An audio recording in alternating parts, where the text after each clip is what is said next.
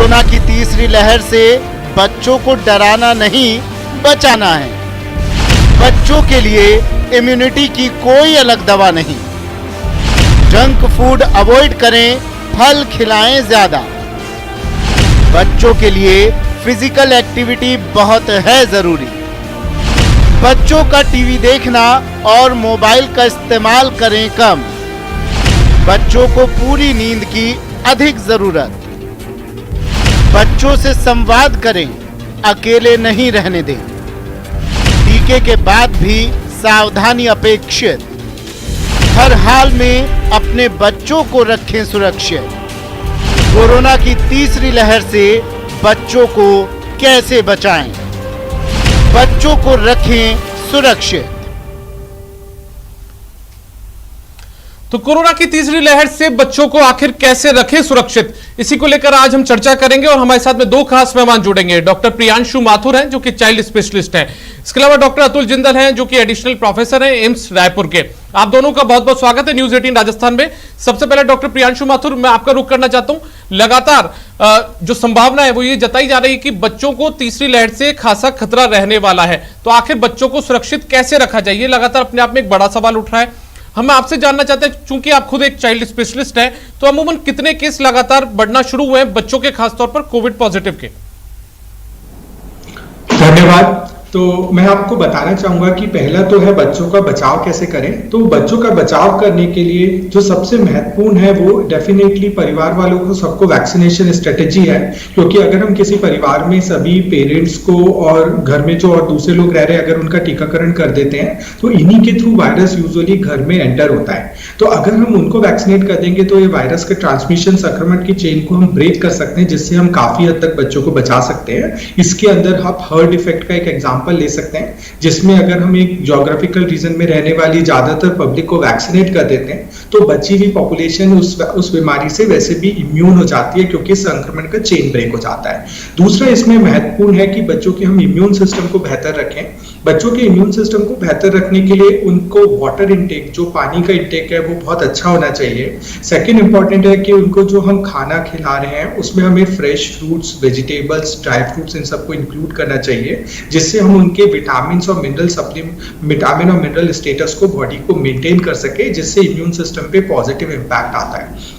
इसके अलावा जो हमारे जो मेजर्स हैं, जिसमें सोशल डिस्टेंसिंग, मास्क और सैनिटाइजेशन है, वो हमें फॉलो करते रहना चाहिए। 2 साल से ऊपर के जितने भी बच्चे हैं उनके लिए ये गाइडलाइंस है जो CDC की बनाई हुई है कि जब भी वो किसी भीड़-भाड़ के एरिया में जा रहे हैं या वो किसी ऐसे जो उनके रूटीनली घर का हिस्सा नहीं है ऐसे किसी इंसान से मिल रहे हैं तो उनको मास्क लगाया जाए। जब भी आप कभी बाहर जाकर के अगर आ रहे हैं कोशिश करें कि जाना नहीं पड़े। अगर बहुत ही अत्यधिक आवश्यक है और आपको जाना पड़ता है तो आप जब घर पे वापस लौटते हैं तो अपने हाथों को प्रॉपर्ली साफ करें। घर की साफ सफाई का ध्यान रखें। जो फ्लोर्स हैं, जो स्विचेस हैं जहां पर हम कॉमनली जिनको यूज करते हैं, टच करते हैं, उनकी सैनिटाइजेशन का ध्यान रखें।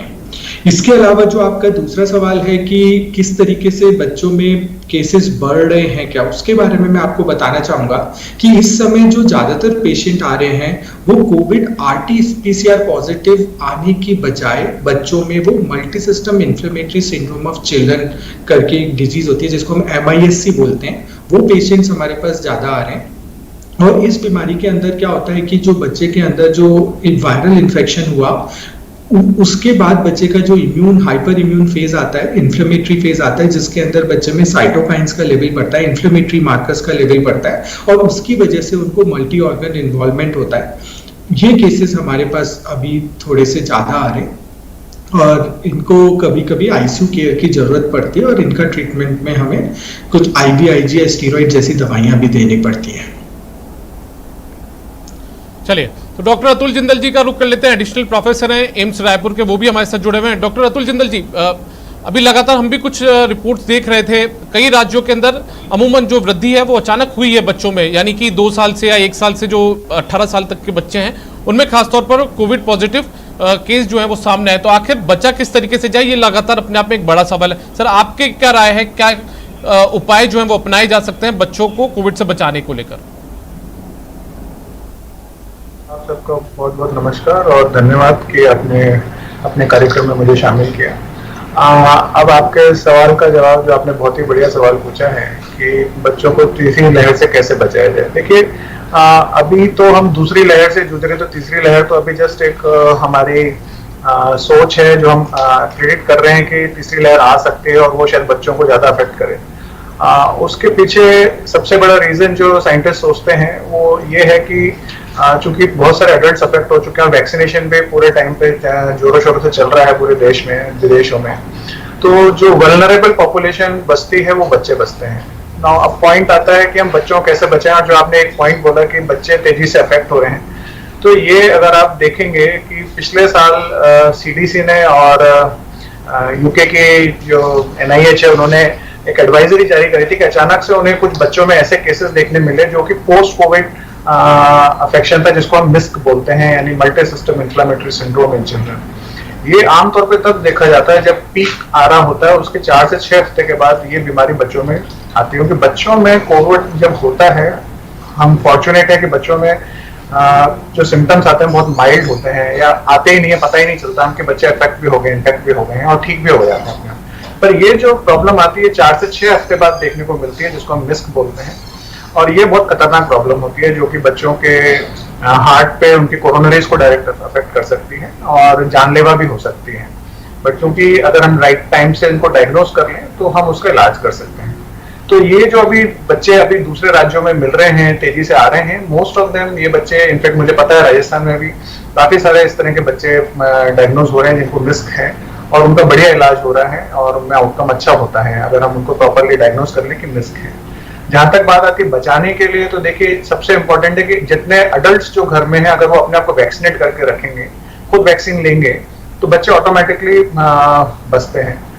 दूसरा, कोविड अप्रोप्रिएट बिहेवियर हमारे बच्चों को सिखाना बहुत जरूरी है, यानी कि मास्क पहनना, हाथों को सैनिटाइज करना, सोशल डिस्टेंसिंग पहनना। जब तक हम उसको बिहेवियर को बच्चों के सामने नहीं दर्शाएंगे, हम खुद उनके सामने एक एग्जाम्पल सेट नहीं करेंगे, तो हम बच्चों को क्या बोलेंगे? क्योंकि अब तो WHO बोलता है कि 5 साल से ऊपर सभी बच्चों को मास्क लगाना जरूरी है। और अब ये भी इंपॉर्टेंट है कि हम सिर्फ खाली मास्क नहीं, हम डबल मास्किंग लगाएं, यानी कि मास्क के ऊपर एक और ब्रेस या एक और मास्क लगाएं, जिससे कि जो थोड़े बहुत लूज एंड्स रह जाते हैं जहां से कि एयर एंटर कर सकती है, तो हम उससे भी उनको बचाएं। तो खुद को एक मॉडल एग्जाम्पल सेट करना है बच्चों के सामने कि वो कोविड अप्रोप्रिएट बिहेवियर फॉलो करें। सोशल गैदरिंग्स, अननेसेसरी मार्केट जाना, होटल रेस्टोरेंट में जाना, पार्टीज जाना, ऑर्गेनाइज करना, ये अभी बिल्कुल अवॉइड करना चाहिए, खासतौर पे बच्चों के लिए। तो मेरी तरफ से तो यही पॉइंट्स रहेंगे कि इन्हीं से बच्चों को बचा सकते हैं। बिल्कुल, तो कोविड अप्रोप्रिएट बिहेवियर जो है